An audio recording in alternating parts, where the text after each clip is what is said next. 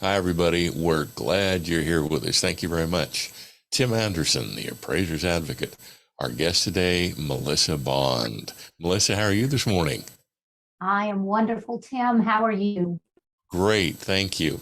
Now, Melissa and I are personal friends, but we have to get some stuff out of the way. And the first thing we have to get out of the way is that Melissa is currently a sitting member of the Appraisal Standards Board. But, and there's always a but Melissa is not here today in that capacity. She is here today in her capacity as a long experienced real estate appraiser. I'm not trying to imply your age, Melissa. A consultant to various state appraisal boards, an an appraisal educational entrepreneur, and just somebody who likes helping appraisers. I also have to disclose that Melissa and I do business with each other, for which both of us receive compensation. Although I flat guarantee if you're thinking of going into YouTube videos to get rich, you better re-examine your business plan. Okay, so now that we've got all of that stuff out of the way, Melissa, I'm glad you're here. I appreciate it. I know you're absolutely ridiculously busy. So we'll get right to the point. Now, you had contacted me some time ago with some questions that come into you rather frequently. And we wanted to talk about them from the standpoint of, okay, let's answer the questions.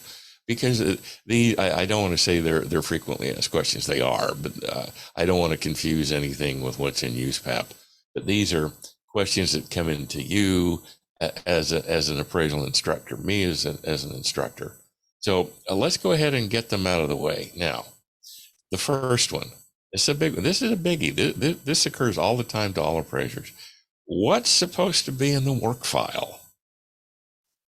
Well, if you ask what Melissa Bond says needs to be in the work file, my answer would be everything, including the kitchen sink. Okay, now let's move that into what USPAP would say. Well, USPAP, of course, says a true copy of any written report. Signature must be on. It has to be a true replica of what was submitted to the client. Now, that's the report. Also, any research that the appraiser has done, any and all research. Let's say the appraiser looks at, let's say I'm doing just a single family in one particular subdivision here in my area, and it is a market unto itself. That's why I use the word subdivision, because it's also its own market. But you have 3 different markets within that one. Okay, if I can kind of bring it down to micro level. Well, let's just say I pull all sales for that subdivision last 12 months. Well, what I'm not going to use is just as important as what I feel is a comparable that I should consider. So I would, in that case, I would pull the entire subdivision and boom, that goes in the work file. Every step of what I do, I capture and it goes in the work file. Because what I'm not relying on is just as important, because we've analyzed it and said, oh no, that's the lower end market, or that's the high end market. I'm looking at every single piece of information. And Tim, here's something that happens with us. And we find the more seasoned we are, the more these processes go quickly through our mind, and we don't stop and say, number 1, look at this comp. Number 2, look at this comp. Number 3, look, our processing is quicker than that. However, we need documentation that process took place. Another is zoning. We need to look at zoning. Oh, everybody knows that's zoned R1. No, not acceptable. Let's pull that zoning map. bam, in the work file. So my answer to that question is, what needs to go in the work file?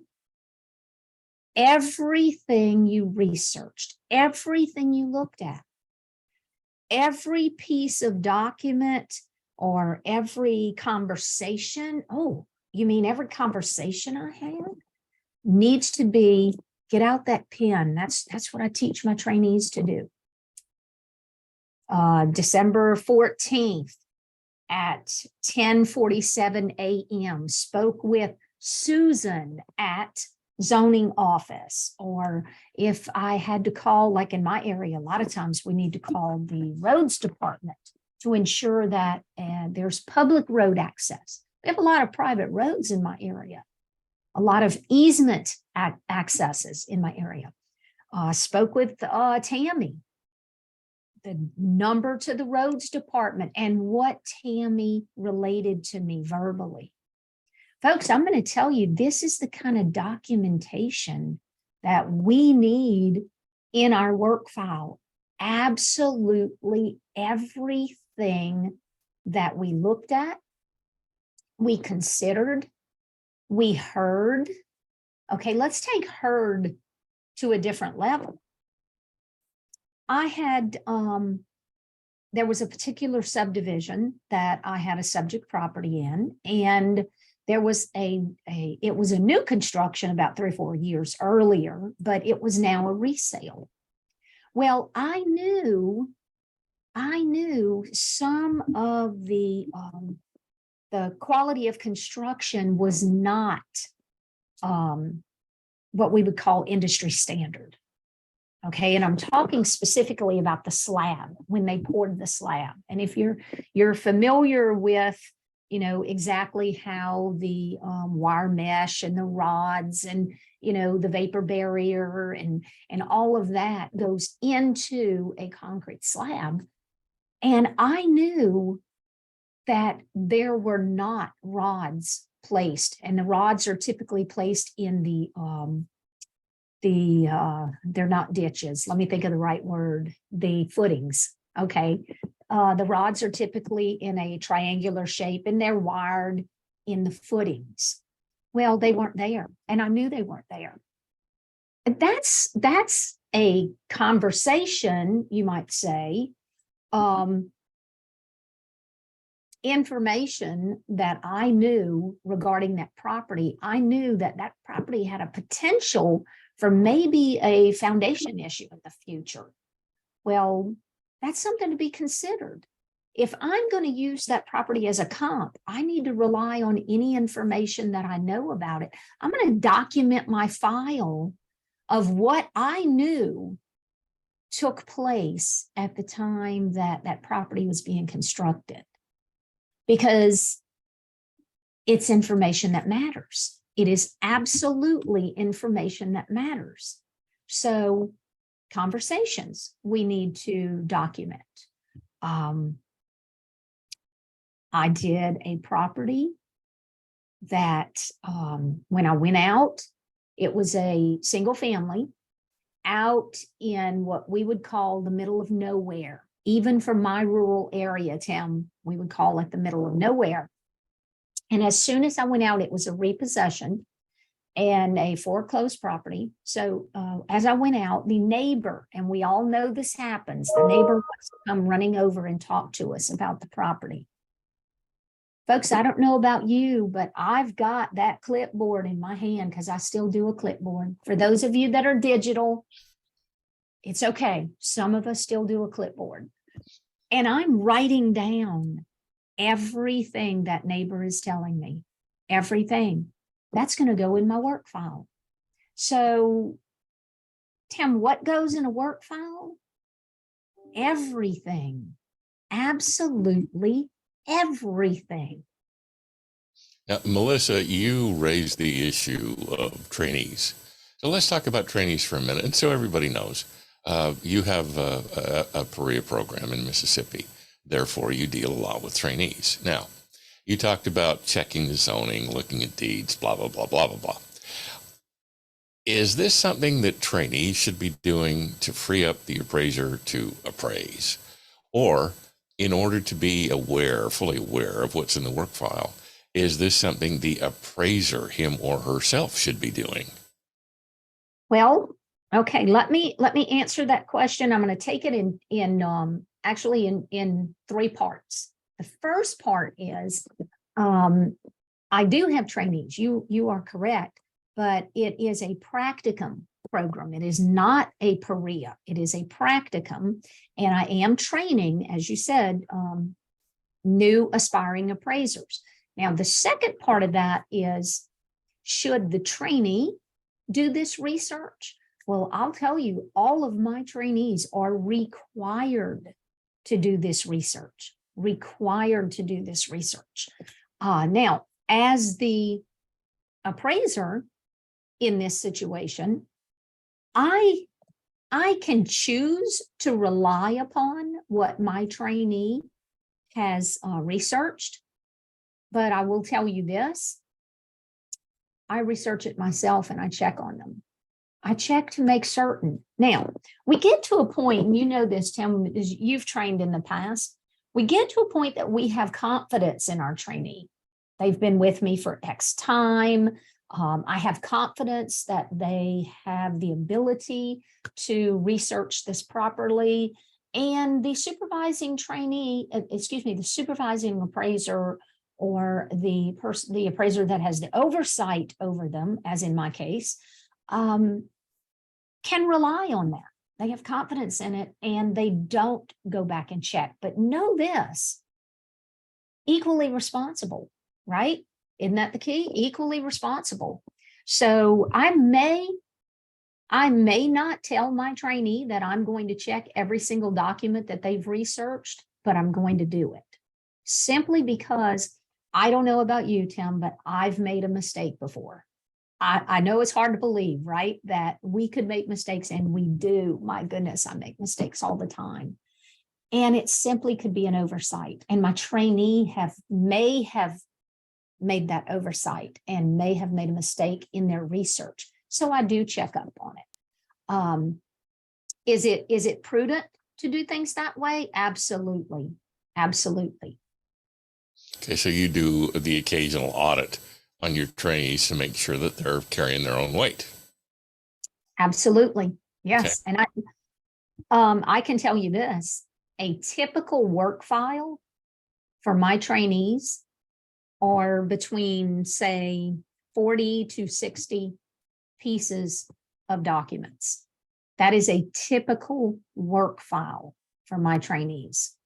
Okay. I am teaching them true research. Okay, now let's get back to that. You said everything. Put everything in the work file. Okay, well, there's everything, and then there's everything. So let's suppose if you go out and you mentioned you download every sale, and not just the comps, but you download every sale in the neighborhood. And you take a look at it, you go, nah, maybe I need to go into another neighborhood. So do you keep that information that you downloaded that you're not going to use? Is that part of the work file? Or is that something you can conveniently throw away so that what's in the work file is precise? Well, in order for the work file to truly contain the documents that USPAP requires, meaning all other data, information, and documentation necessary for us to support our opinions and conclusions, Tim, I keep that information. That is to be kept because it is something I researched, I analyzed it, and I said, no, this is not applicable. But it is bare bones supporting what I am determining is applicable. And, you know, in the end, it took me down that entire trail to hone in on what the indicated value is for that subject property based on the research that I've done. Wait, based on the research that I've done, that means all the research. So it helped you form your value opinion, not because it looked at it and said, oh, look, this is an exact model match from across the street from 3 days ago. But rather, okay, this has shown me this isn't where I'm supposed to be looking. I need to go someplace else. So when we talk about everything, when it says in Standard Rule 1-4, the appraiser will collect, verify, and analyze all information necessary for credible assignment results.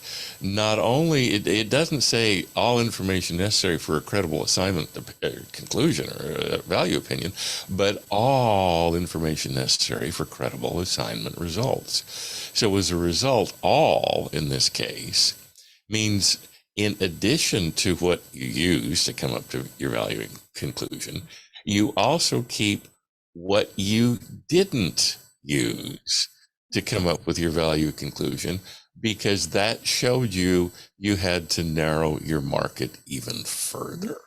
Okay. And it's the driver, isn't it? It's the driver. All of those pieces of data that we analyze are driving us to a point, a given point. They may lead us to a dead end, but that tells us, okay, we got to back up and try again. Okay. Right.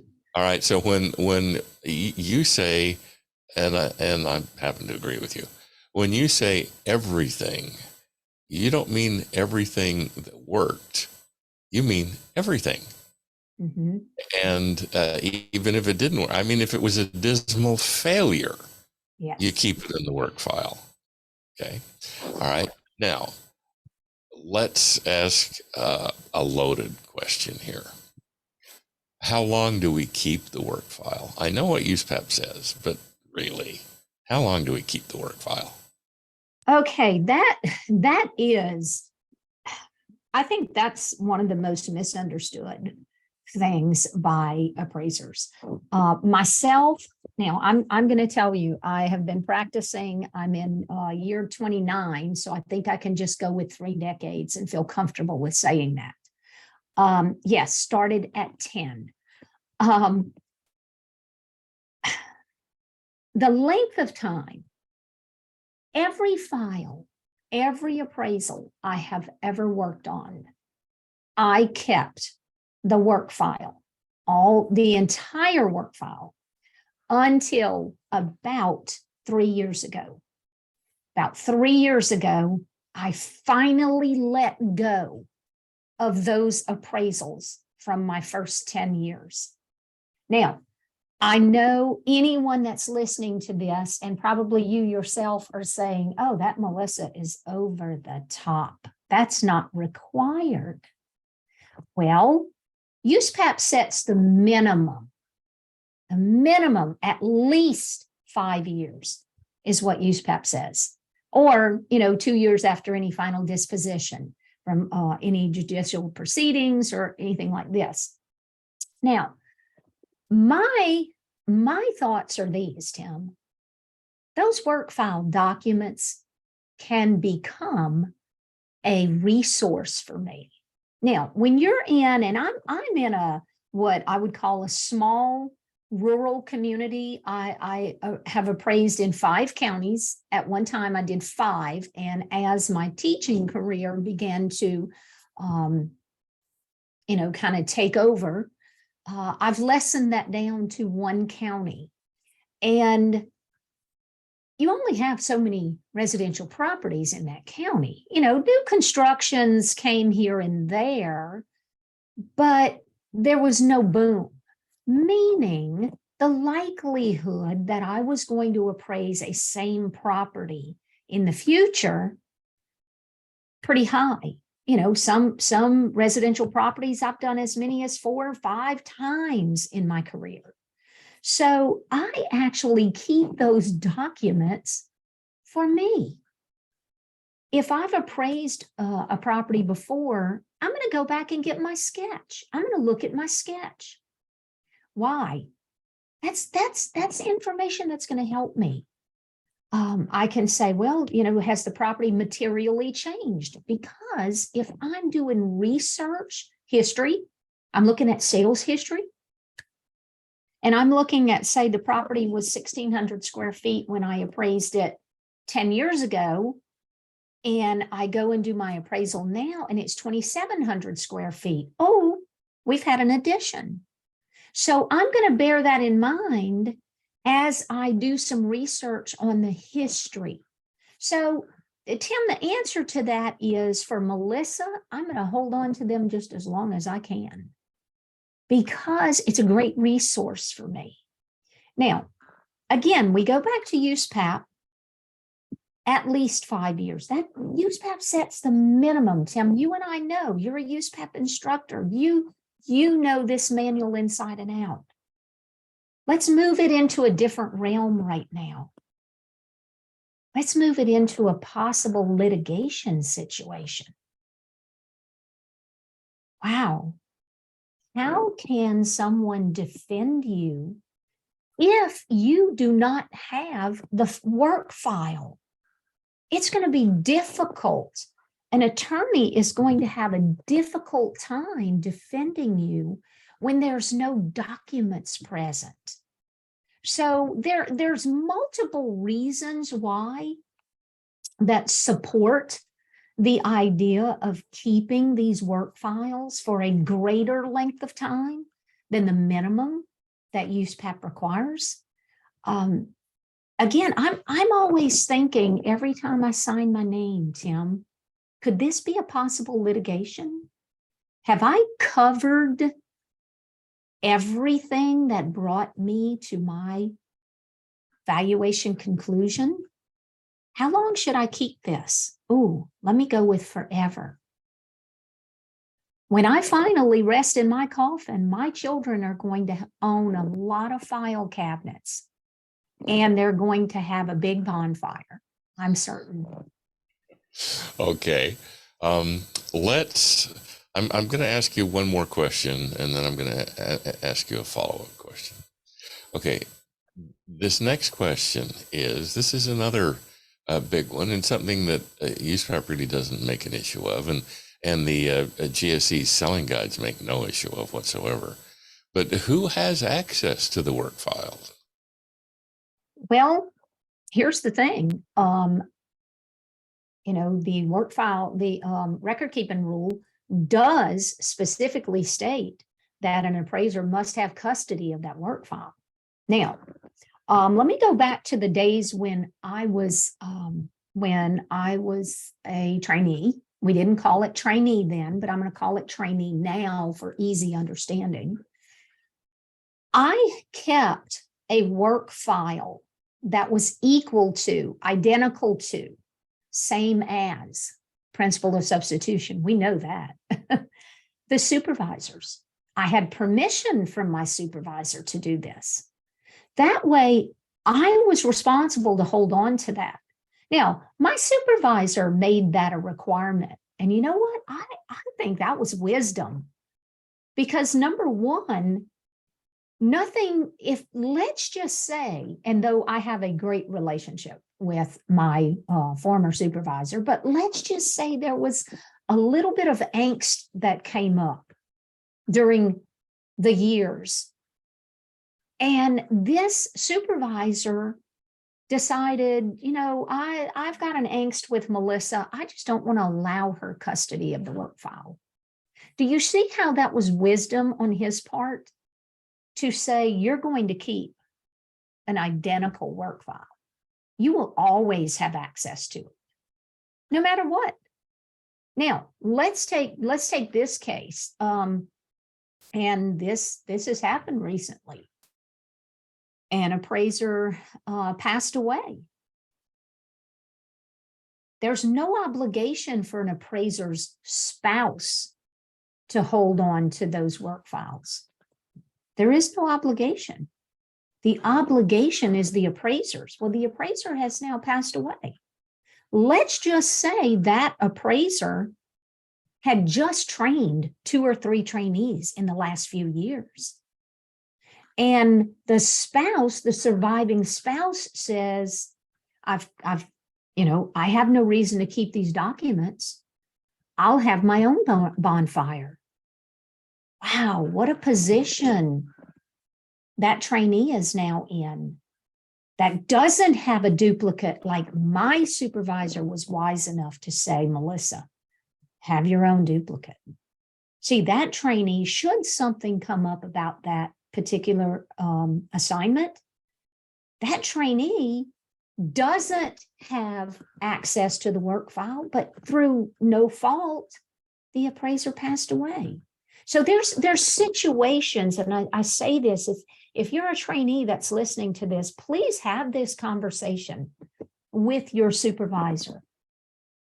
Every one of my trainees have a full work file that is equal to the one that I have. Because I'll tell you, I think my supervisor 3 decades ago was a very wise man.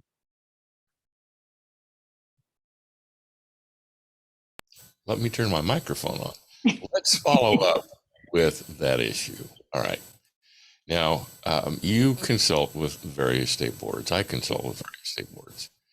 And it's very common for appraisers to come up before state boards, and the state board will say, well, why did you do this? Why didn't you do that? Et cetera, et cetera, et cetera. And the appraiser will answer in all sincerity and in all earnestness, well, that's what my original supervisor trained me to do.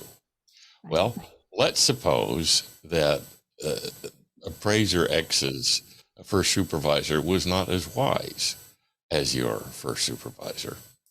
And the first supervisor just flat trained that appraiser wrong. Mm-hmm. Okay, now, rather than wait until the appraiser is up before the state appraisal board, which is really not the place to discover you've made a mistake, Mm-hmm. but what can the appraiser, and let's even relate this to the trainee, what can the trainee do to make sure that his or her supervisor is not giving them a lot of silliness, but is actually training them to appraise real estate, not fill out forms, but actually Right. training them to engage in the critical thinking to appraise real estate? Well, Tim, for that answer, I'm going to turn to USPAP for a second. Let's look at the competency rule. Okay. Now, you can quote the competency rule. I know that. Let's look at becoming competent. Now, you can have, when I say you, meaning any trainee, can have the utmost confidence in their supervisor. And I assure you, I had the utmost confidence in my supervisor. But I also self-educated outside of that. I also attended quality continuing education, not simply to get hours, but to be educated. I formed relationships with other appraisers. Now, again, I'm a small area. So when I was trained 30 years ago, I was the only trainee. So there wasn't a trainee association or a few other folks that I could get together with to see what how their supervisor was conducting things. So I leaned on other appraisers in the area. That's something that, I mean, truly, Tim, that is a career-long commitment that each and every one of us should have. What better time to begin that than as a trainee? I encourage my trainees to form relationships outside of our relationship. I even cultivate those for them. I encourage them to search for good education. Now, I always, Tim, and here's the thing, and I know that you know this more than anyone, I bring them back to USPAP. When you research something on the internet, you should have your USPAP manual handy to do a reference, to do an understanding, to say, well, wait a minute, did I just learn error or did I just learn good information, a better way of doing things, or maybe just a different way of doing things? Always, USPAP is the measuring stick. USPAP is the benchmark that we go back to. But I encourage my trainees, and if all 17 of them were sitting here with you right now, along with me, they would say the one thing Melissa tells us is if we only learn what she knows, it's not enough. And I tell them that all the time. I may be the person training you, but as you know, Tim, because you are one of my mentors in my practicum, there are 6 of you that also have educated my trainees. If they only know what I know, it's not enough. And if every supervisor took that stance and encouraged their trainees to reach out, and again, I can't say enough for quality education. We have got some of the most just admirable educators across our nation. Seek them out. Tim, your podcast, we have so many others that put out good podcasts along with yours, good information. We have blogs, we have, things such as this. Now, I'm going to one more time say, anything you hear, whether you're a trainee or a supervisor, get out your measuring stick. What's that measuring stick? USPAP. Does it align with USPAP? Wonderful. Does it not? Let's go ahead and erase that from our memory. If it doesn't, and sometimes, sometimes we hear error. We won't know it's error if we don't use that measuring stick component. Melissa, thank you. Let's go to one more question that's generally related to what we've been talking about, but not directly. Appraisers, trainee appraisers have to have supervisors. What is the role of a mentor? And how does a trainee get a mentor? Well, if we just go into the dictionary to find the definition of mentor, I believe we would find something like someone that you can use as a guide that can lead you into a right pathway. Okay, something of that sort. Guys, I'm not going to pull out the dictionary to answer the question, but you know where I'm going with this. Now, in my program, in the practicum that I'm doing, my mentors actually have, they've done dual roles.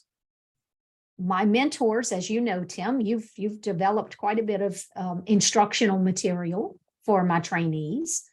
My mentors have developed instructional material, and they've also looked at what the trainee should have learned, and has the trainee reached a level of proficiency at a given point during their training. So those are the 2 roles my mentors did. Now let's take that out of my practicum altogether. Let's move into what we'll call the real world. I have mentors in the real world. Tim, you're one, okay? I look to you to answer those questions. Let's say I'm working on something, and okay, I'm going to say you're the highest and best use expert. I mean, you are the highest and best use analysis expert, in my opinion. You're my go-to guy, and you know that.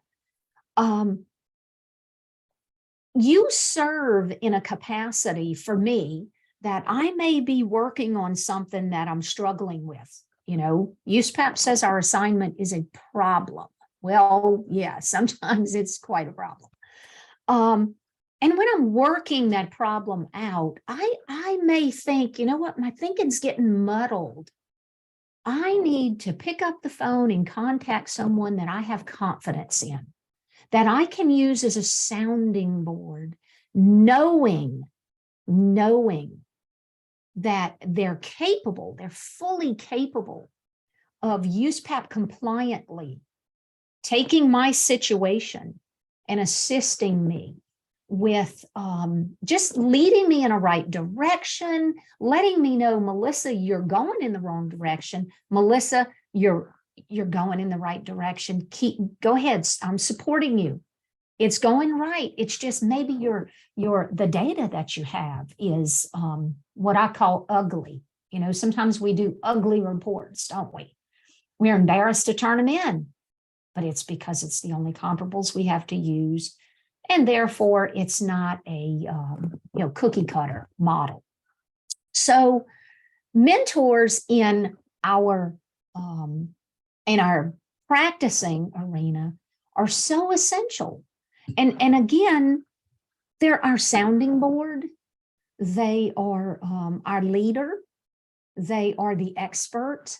And it does not have to be someone that's within our geographic region. Now, it can be, but it doesn't necessarily have to be. It's dependent upon the situation that we're looking for some leadership on, or we're looking for some support on.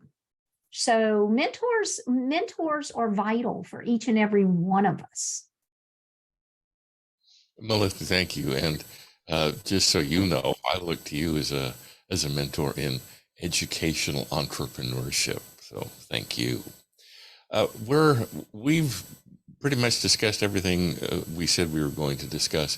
Melissa, if someone wanted to get in touch with you, how would they go about doing that?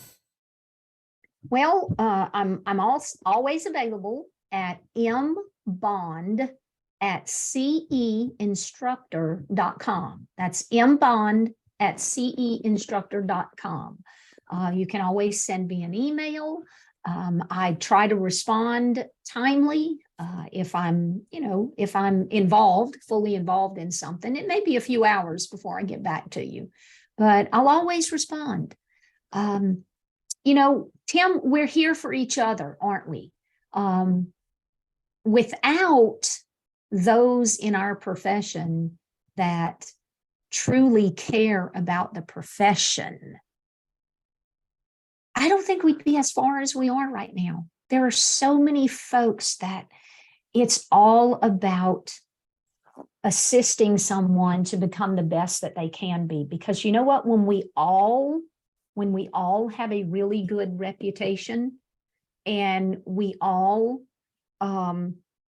give the public a reason to put trust in us, that's win-win all day long, right? I thoroughly appreciate your comments about giving the public reason to trust us. Mm-hmm. Thank you very much. Oh, Melissa, thank you. I appreciate the fact that you've taken time out of your incredibly busy schedule. I know that the ASB has been called upon to do a lot of extra work this year, and you have, and the work you've put in on that changes to the ethics rule, in my opinion, are monumental. And for which, of course, you're being, paid what, $5,000 a day for your consulting services. So, yeah, you're getting rich. But and of course, I'm being sarcastic. So I appreciate that. Please let me again thank you personally. Thank your family for letting us take time away from them so that we could talk to you. And we look forward to the next time we speak. So again, my best. And again, if anybody wants to get in touch with you, how do they do it? That would be mbond, M-B-O-N-D, @ceinstructor.com. And Tim, I want to thank you for your contribution to our profession, because you are now and have been for quite some time a leader. And so many folks have benefited from the information you've put forth, these podcasts that you put forth, very well received. Folks know your name before they know you. And that's a great thing, isn't it? Well, it's fun to return phone calls Yeah. and have people say, I heard what you said and I have some questions. So yeah, Mhm. that means a lot to me. Yes. If I'm provoking thought, that means a lot to me, which is exactly what you're doing with your program. So let me thank you for that too. All right, Melissa, we will be in touch, and Okay. again, those of you who are listening, thank you. We appreciate it. Contact me, contact Melissa. We'll be happy to help. So, Melissa, thanks. We'll be in touch. Bye bye. Thank you.